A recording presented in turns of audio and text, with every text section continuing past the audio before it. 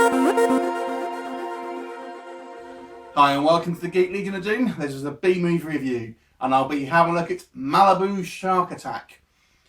This is obviously a cheapy, straight-to-TV movie, and there's been a variety of these different sort of type shark attack films.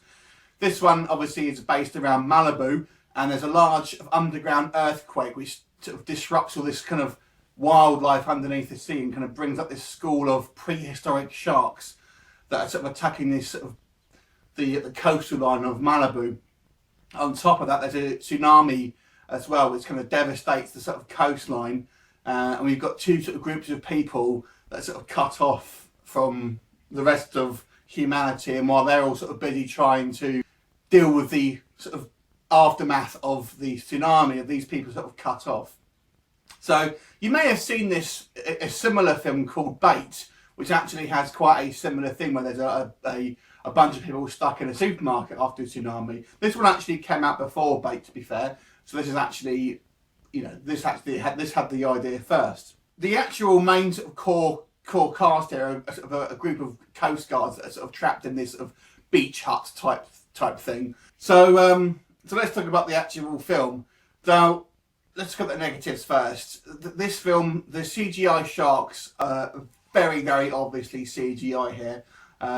When you sort of see the sharks swimming around underwater and you kind of see the sort of close-ups, they look really obviously CGI. There is a couple of shots where you're sort of, the camera is outside the water and you sort of see them swimming underneath swimmers and things like that. It doesn't look too bad then, and you do have some practical effects in regards to when these fins go past and there's sort of in close-up and things like that. But for the most part, all the sharks are CGI and they look really quite cheap, to be honest with you. That's the first thing. There's also some real lapses in logic here. A couple of examples I'll say here. Sort of before the tsunami hits, and really after the sort of some of the initial shark attacks, there's a shark attack on a jet ski, and there's a lifeguard on the beach shooting from the beach into the water with against this shark.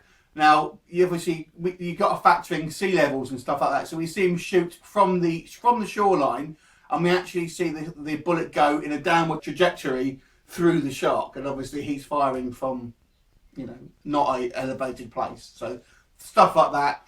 You've also got, we're told that this tsunami's like devastated the coastline, and for miles it's killed hundreds of people.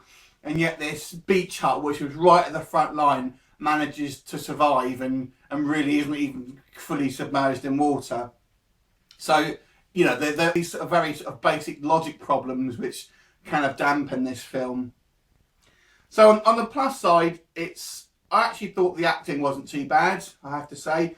I thought the cast who were acting as lifeguards really did sort of sell me that they were probably lifeguards and that they kind of looked the type, you know, and they kind of gave a reasonable performance of this sort of film. And I also thought, bear in mind this came out before Bait, it was kind of an interesting concept. And they also quite like, they didn't use sort of typical sharks. They didn't use the normal sort of great whites. They had these kind of prehistoric looking things, kind of, so they're kind of a little bit different. But overall, to be fair, this was probably what you'd call an average shark movie. I've seen better cheap shark films, but then again, if you look at the original sort of Shark Attack 1, 2, and 3 films, they were all pretty shoddy, and I have to say this is probably a little bit better than that. So I'm going to say this is a bang on average film for a TV movie.